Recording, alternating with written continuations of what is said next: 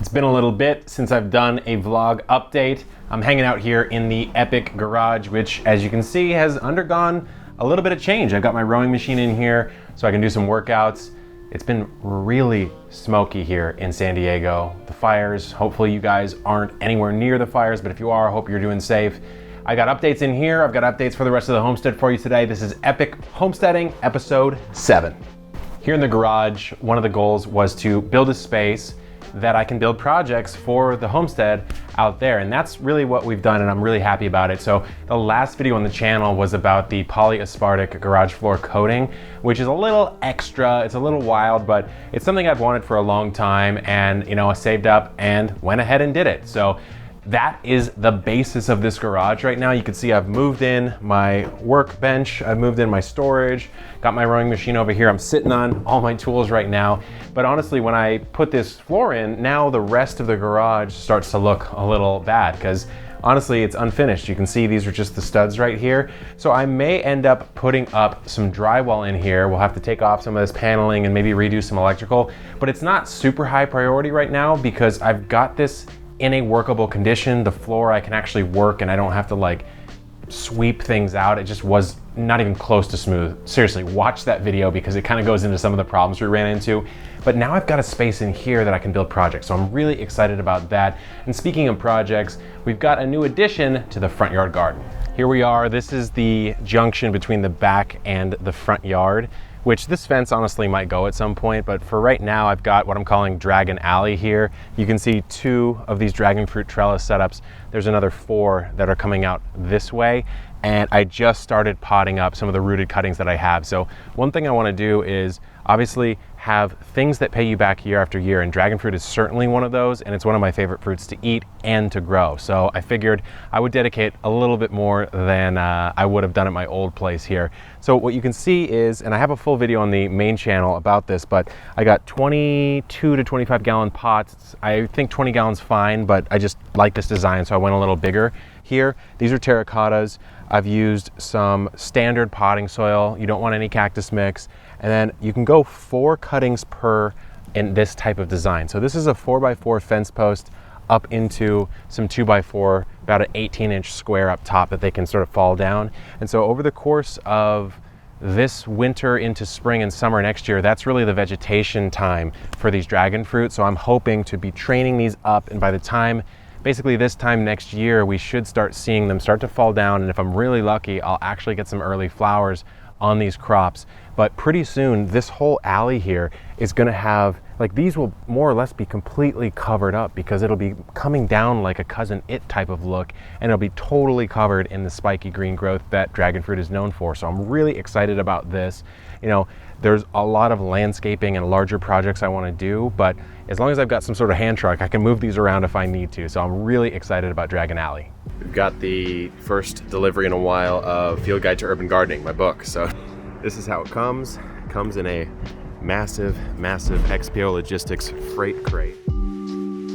I've cleared this back patio out a bit, which I'm really pleased about.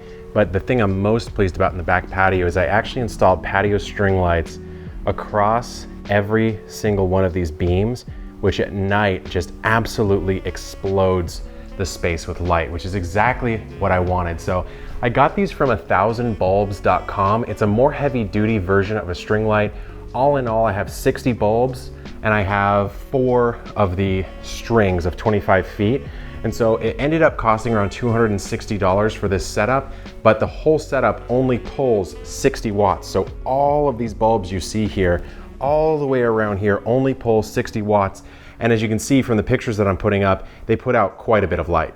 So seeing as I'm actually in this space now and I'm not splitting time between the old Epic Gardening House and the new homestead, I actually moved my pantry ingredients down, which, to be honest, they don't look that good and they're not that amazing. I need to start building the stockpile here, but just a little quick tour of some of the stuff I have going on. I have some preserved jams and jellies up here. I've got dried peppers. I have a bunch of dried loquats from the old tree. This was this year's harvest that I dehydrated. And then over here, I just have some canning goods, some boba stuff that a follower sent me, which was really amazing, and just some standard canned stuff. But the plans for the pantry, because this little laundry room area is probably one of my better indoor storage options, is This is an old bookshelf. This is definitely gonna go. What I wanna do is use the tools from the Epic Workshop to design my very own sort of corner pantry unit here. This is where the window ends. And so this actually extends a little past the window. I wanna regain the window because I want that light and airflow. So I'll push the pantry design into here and then have it end in this corner over here. So it'll be kind of like this curved corner looking thing. So that's the goal for the pantry. At some point, I've actually even thought about digging down into the ground in the backyard and creating an underground root cellar, because I can't have a root cellar here inside the house because the temps here in San Diego just don't get cold enough for that. But anyways, it is what it is. Don't judge the pantry too harshly. Much more to come here. Again, everything indoors is a little makeshift, but I do have the 3-tier bamboo LED system that I had at my old place in my bedroom. That's up and running in this corner, which technically is the living room, but seeing as I've got a decent actual family room over there and a bunch of patio space, I'd rather eat either in my office, in the family room, or in the backyard if I have friends over. So this may be a houseplant, seed starting, propagation corner for now, maybe a little music room. But as you can see, I've got 3 trays going, so we've got about 72 seeds started here for fall. And then down here, you can see I have my propagation system. So this here is my easy clone propagation system. It's running right now, and it's basically just an aeroponic rooting system. So I've got all these different varieties of pothos that I am cultivating, and I'm gonna be starting to plant them out. And you know, it's just one of my favorite ways to take vegetative cuttings and root them very quickly. So there's gonna be a lot more to come on this. If you're a follower of the main channel, you've probably seen me do some tutorials with this system before. You could certainly just water root all these in a glass or a vase or something like that. I think this works a little faster, certainly seems to in my experiments, and I really like it. And so both for ornamental cuttings like these pothos plants, you could even do a snake plant in this, but you could even do a tomato sucker that you cut off and pop it in. So I really like the easy clone for that. It's a little on the pricier side, but when you're having a device in your home typically that's spraying water upwards, you really want a good design. You don't want it leaking out all over the place, and I find that the easy clone does a good job. So right now in the house, this is kind of my little propagation corner, and I'm really excited about it. When I first moved into this space, as you can see, I'm a pretty tall guy. The ceilings are maybe 8 feet tall, and they gave me these weird medieval fixtures. There's actually another one it's this one right here, that's just like, what is this? This is just not even close to cool looking, in my opinion, at all.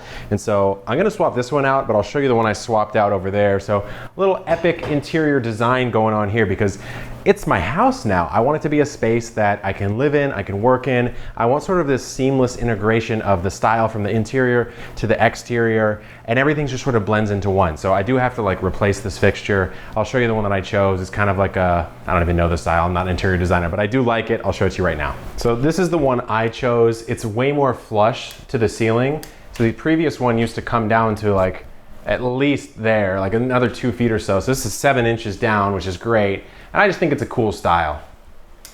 So I'm still playing around with a lot of the interior. It certainly is not my strength, but I figured it's the first time in my life that I actually have an incentive to invest in furniture for the home, because I've really just had hand-me-down stuff for my whole life. And so this piece came from a friend of mine, Iram, who is an Epic Gardening follower, so to speak. We met through Epic Gardening, but she lives locally around here. So really cool to have this. I kind of like that style. As you can see, some snake plants are hanging out here. Future video on the main channel. Stay tuned. It's going to be really cool. We got some wild varieties like this guy right here. But anyways, that's enough of the indoors. I'm going to take you back outdoors for a couple more updates.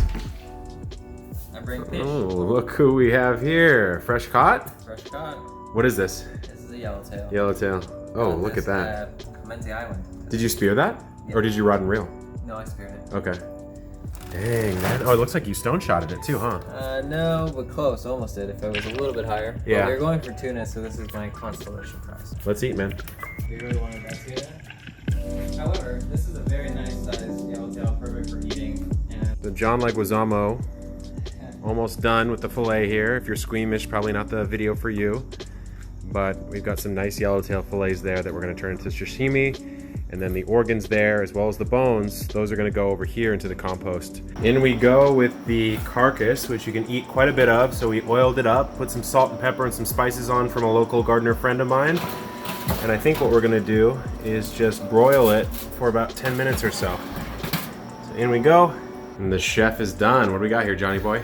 we have lots of the good parts of the fillet that that I was able to make that didn't have the blood spots in there, but yeah, this is gonna be good for a little sashimi. We got a little soy sauce. Keep it simple. Keep it simple. Alrighty, let's do it. Well, look at that. Nice and crispy. Johnny says when it falls off the bone, you're in a good spot, and it is. So let's see how this tastes, dude. It's also 85 degrees in my house, guys, so bear with me here. Dude, there's so much of the fish you would throw out if you didn't eat this. That's crazy. Mukbang, you're on Epic Homesteading. So out here in the front yard garden, in the in-ground beds, I'm really noticing the downside of not going really deep with your tilling and soil improvement because, you know, the tomatoes and the salsa garden's doing really well. The corn has been struggling a little bit. It's tasseling right now, which is the male part that comes up at the top, but it's nowhere near as tall as the corn should be at the point where it tassels. So that leads me to believe there's a little bit of nutrient deficiency. We've also had some crazy fires, insane heat waves. We set some records here in San Diego. And as I mentioned early on, the Epic Garden, the original Epic Garden, is gonna be replicated here. So I have all of my Birdie's raised garden beds coming to me. I ordered from myself because we're getting new shipments in. Link will be in the description down below if you want to check those out. I know a lot of you have probably wanted to get your hands on those, and I can't seem to keep them in stock, so they will be coming out. But I took a laser measuring device and I measured every single angle of the inside of my house as well as the outside of my house all the way out to the property line. So I know to the inch how much space is in this whole area, which is going to allow me to plan out my garden path, which is likely to go right here as the entrance. The gate kind of comes right here and the arbor's right over here. And so I'll just sit down on a computer and draw it out to scale, and I know exactly how many raised beds I want and where they'll be so that I can transform this space. Because while I will be doing some in-ground gardening, it's actually not going to be in the front yard for two reasons. One, curb appeal and sort of being respectful to the neighbors. I think it's nicer to have a raised bed system set up here.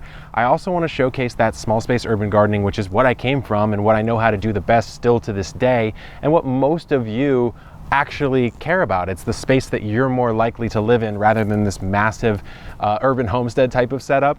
And so that's what's going to be happening here over the course of the next couple of weeks, maybe to a month or so, because I got to get all the beds set up, but I also have to order all the soil and fill it all up. So there's a lot to do here. Thought I would end today's vlog with some harvests. And so I went out a little bit ago and picked up as many jalapenos as I could find. There's many more. Some of them are on the drier side, but for what I'm about to do with them, it's totally fine. You can harvest them green and you can harvest them red and you can harvest all sorts of different types. So these jalapenos are going to be going into probably the first like cooking with Kevin, if that's the name for it. That sounds kind of lame, but maybe we'll do epic cooking, epic homesteading cooking. Anyways, comment down below if you have a better name, because clearly I do not, but I'm gonna make candied jalapenos with these. It's called cowboy candy, I believe. To preserve these, we'll do a refrigerator style pickle instead of full canning setup, because I do not have a canning setup here yet. But these came out of the garden. A neighbor came by and dropped off a massive watermelon as a housewarming gift, so thank you to her for that. But I also picked up these little guys here out of the garden, these Mad Hatter peppers, which are awesome, and then some of those tomatoes from that salsa garden that you just saw coming out right now as well. So even with a late summer harvest and late summer planting day, I got some yield out of the Epic Homestead. So guys, there's so much more to do. I feel like I've been going like crazy and I still haven't even scratched the surface. Like 95% of the yard still isn't even touched. The irrigation is not done. The garage took like 2 weeks to get done. I don't have AC in this place. I don't have the solar. I know we did a solar video really recently.